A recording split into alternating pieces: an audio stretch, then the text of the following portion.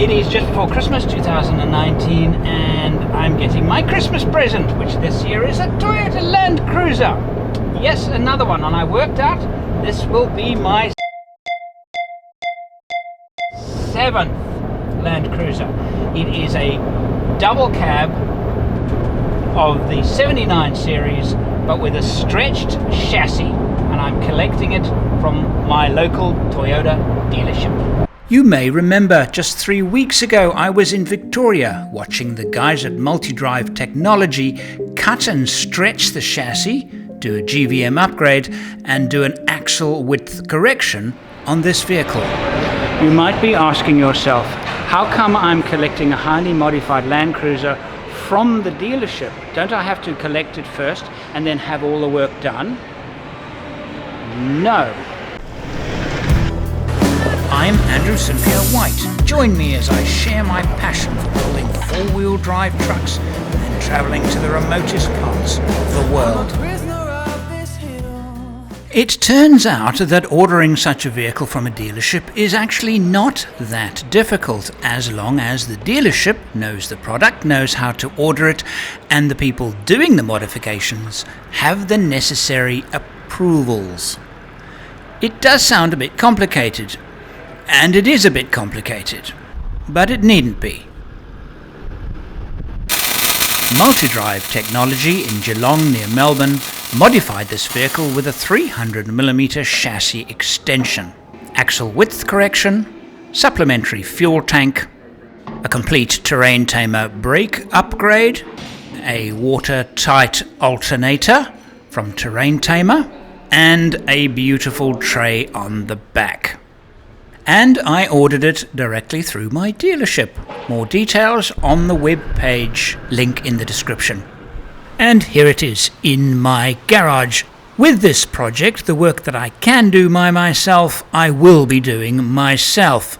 For me, this is where the real fun begins. What I'm going to do now is I'm going to just put a lot of the accessories that I'm going to fit onto the vehicle on the back here, and I'm going to describe what I've got, why I've got it, and also explain where I'm going to fit it and any other information that I can think of right now that will be relevant to it. I should say now, though, that every piece of equipment here I have either purchased myself. Many of them, most of them, have been donated by the manufacturers. To keep this completely transparent, I contacted them.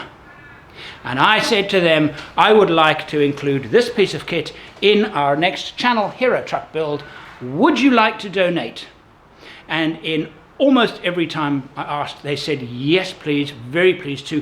What would you like? So I am under no obligation to review the equipment in exchange for them giving it to me.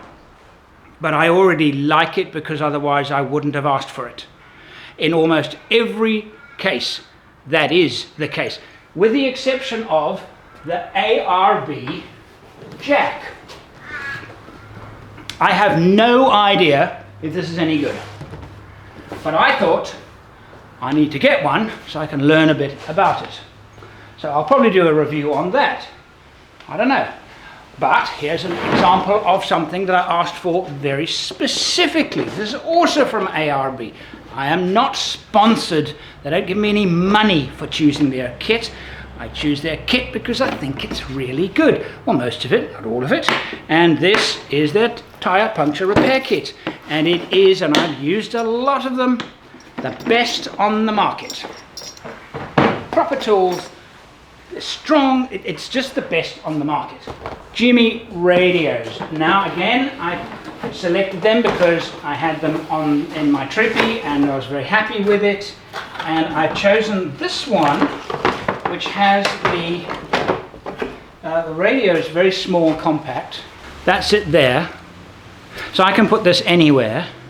There's this speaker and all the controls, including with this model an on-off switch. So I don't need a separate on-off switch in my cab. That's an improvement. And this one also has a function where I can connect to the internet and control it with my phone. Again, I know nothing about it. I went to GME and said, I like your radio, I use this one, would you like to donate another one? And they said, and this is typical, yes please, we would like to do that. However, we've got a new model, would you like to try this? That's very common. So that is a new model and I shall be trying it out. And actually using a shorter antenna on this vehicle, I actually proved on a recent trip that the difference between this one is a 2 decibel gain, the other one, the longer one, is 6. Not a huge difference, not that there is a difference, but not that I really noticed a difference in convoy driving. So that will be fitted. Red Arc are supporting me with a lot of the electrics. I went to them again, said, hey, the DC to DC, fantastic reputation. I'd like to try the 50 amp because I'm going to be running lithium batteries. Lithium power. But I'm going to be using a double 100, so 2 100 amp lithium batteries. I could put one 200 amp lithium battery, but I'm not. I'm going to go to separate ones. There's a specific reason for that. I will share that with you when we get to that stage. Battery charging, talking about AC battery charging and maintenance charging. Quite a bit of the work that was done at Geelong near Melbourne included the terrain tamer brake disc upgrade. I decided I didn't really want to risk the same hassles I had with the Toyota rotors. I'm assuming they've sorted the problem out. They haven't told me. But anyway, I thought, well, it was on offer from Terrain Tamer. They said, would you like a brake upgrade? Of course, I'm going to say yes. Also on offer was this, a 130 amp alternator upgrade, fully sealed. Hella. I remember, this is a brand that is not really up in your face in terms of the four-wheel drive community, but it is in your face in terms of the general motoring community. It's a German electric, 12-volt electrics company, and they make components for original manufacturers and, of course, off-the-shelf retail. And they contacted me and they said, we've heard about your new vehicle build. Could we give you some stuff for it? And my immediate reaction is, well, what? Well, I learned a few things, and they came up with a solution to a problem, and that's why I'm fitting these spot lamps. So the driving light configuration in this vehicle consists of spot lamps on the bull bar, which look like that. All right, a very, very strongly made, extremely strong bracket. I know that's important. And some driving lights in the form of light bar. Now, what makes this special? These are all 5,500 Kelvin, and it's an experiment for me. I found that with my lights, the biggest frustration I had was when I would be driving on the open road on full beam, and there would be signposts, and I would sometimes actually have to turn the spots off, turn the light bar off. The light was affecting my night blindness so badly that I would have to turn them off. And there were times when, well, obviously when another car comes in the opposite direction, they dip their lights, you dip their lights. I'm almost blind. I can't see anything. And I think that is a function of the blue, the color spectrum. The yellower, redder the light, the more easily the eye will adapt to it. So here's the experiment. 5,500K. I'm going to put 2 of these light bars. My experiment is going to be to put 2 of them on the roof rack, perhaps on the roof rack, probably, like this. Okay, and these give a very clear letterbox light spread, and you overlap that in the middle. So you overlap the 2 in the middle. Yeah, you see what I'm saying? And then with these to give me pure distance penetration, but they're all the same color temperature. That's the experiment. Whether it'll make a difference, I don't know, but that's what I'm going to try and do. Do you drive with your lights on when you're on the open road during the day? long distance, I always do. Always. I've been doing a decade more. When I'm on the open road, my lights are on, full stop. These are dedicated daytime running lights. So they're LED, so they're very, very low power consumption, because of course it will affect your fuel consumption over a very long drive. Not by a lot, but it does. And so that's an experiment. Where I'm going to fit them at this point, don't know. It'll be somewhere in the bull bar. But that again is a kit available from Hella. And I found it in their catalogue and thought, hey, that sounds like a good idea to me. I was like a little boy shopping, I must tell you, with their big thick catalogue. I've upgraded the horns, and I've got a battery kill switch, and I've got one of those to try out as a working environment in the back there. I have to admit, being sponsored stuff is very, very nice, because would I buy this anyway if I wasn't sponsored?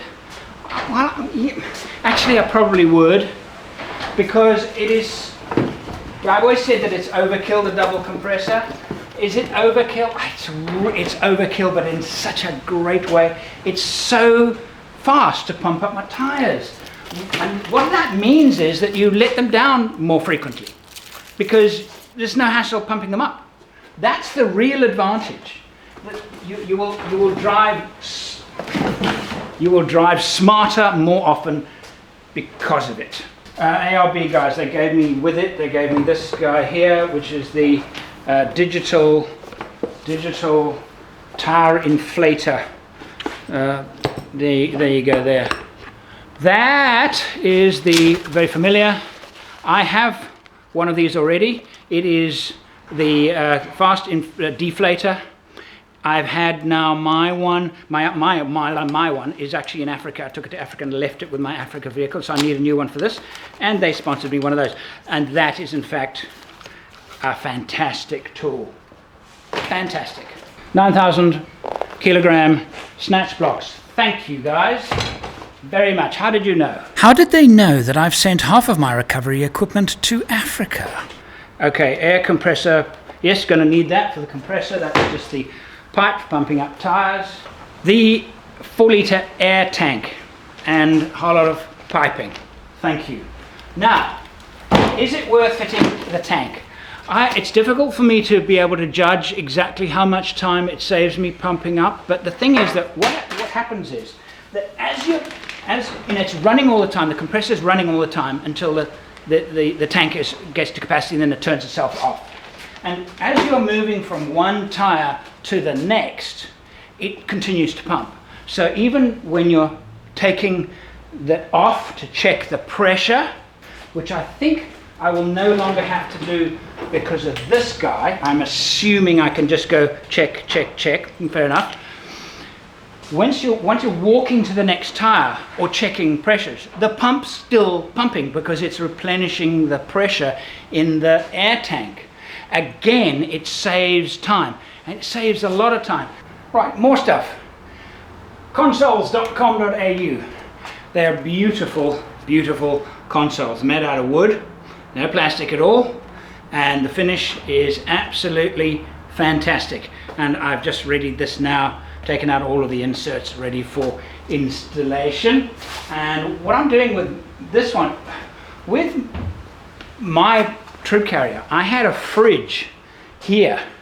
I really like the idea of being able to just grab something icy to drink while I'm driving, and also it works as an armrest. Now these normally come with an armrest, but I asked them for their fridge option, and it comes with this guy. It's a Bushman 15-litre fridge, and as you can see the top of it there, you see that there, that's an armrest. Alright, so it's actually, it should be the right height, because my one was, I had adapted mine so it didn't look really professional, but it worked, but the armrest was just a bit too high. So hopefully that will work. Also, Consoles sent me their new door pod with a generous door storage area on the door. Proper one. That's quite nice.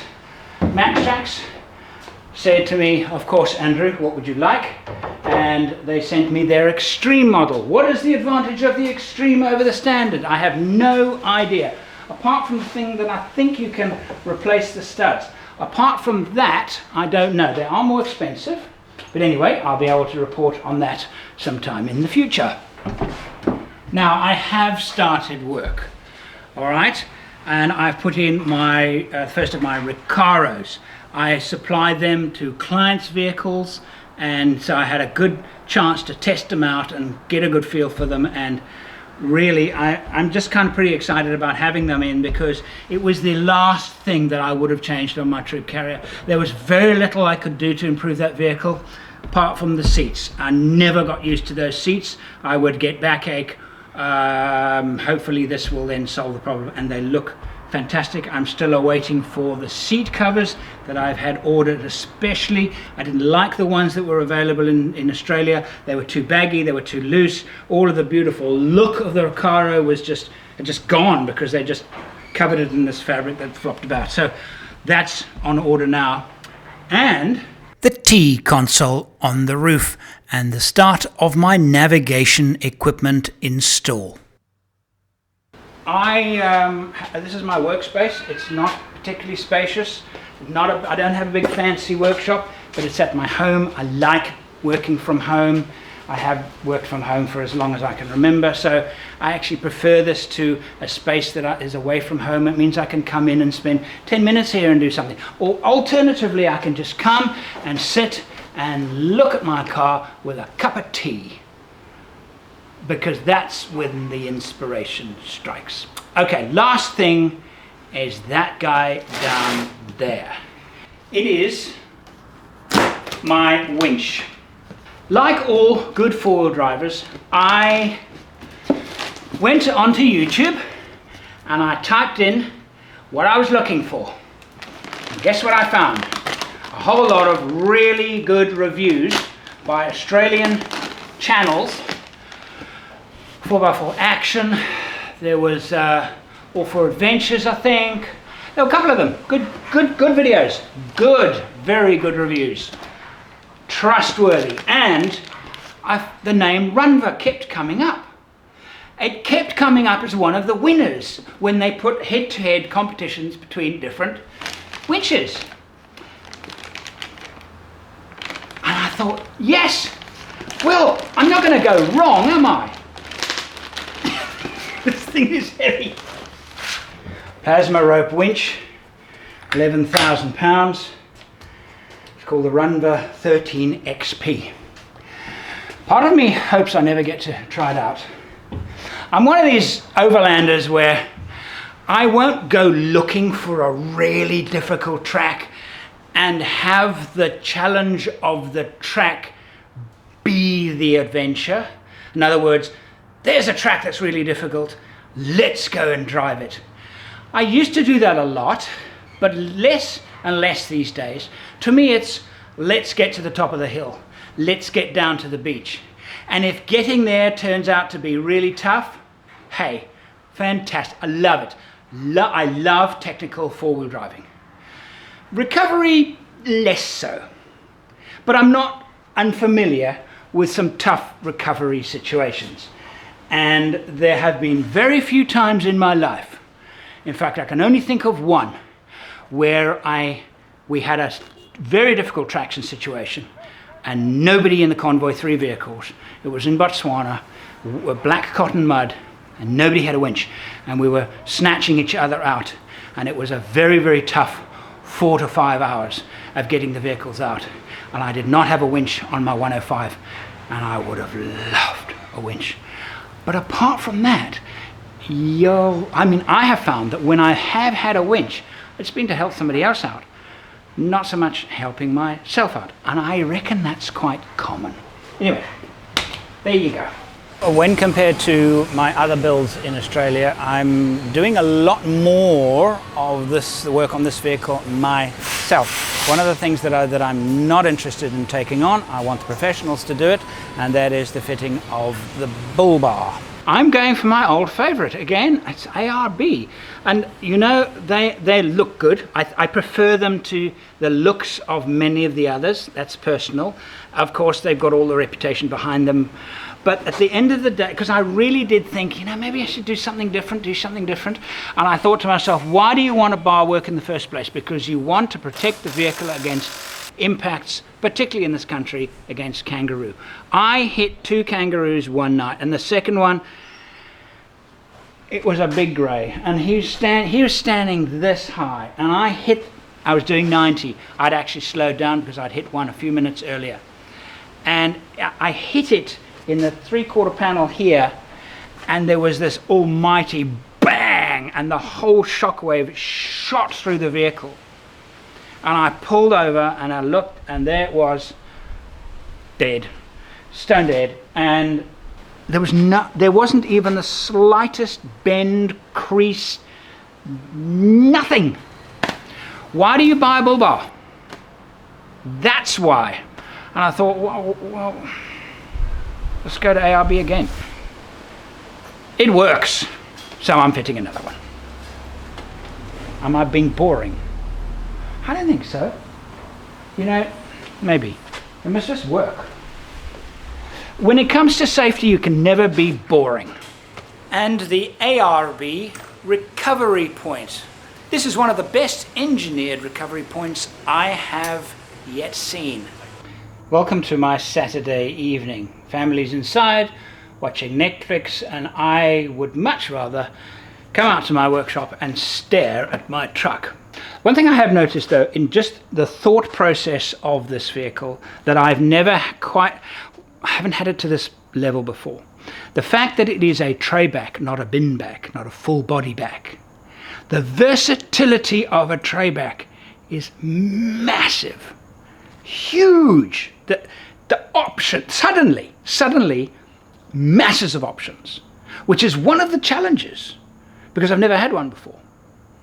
So I'm actually asking a lot of people that have had them what they did and what they would recommend, because that bit there is actually quite new to me. But anyway, that's my Saturday night. That's what I come and sit here and work on my truck. Love it. Absolutely love it.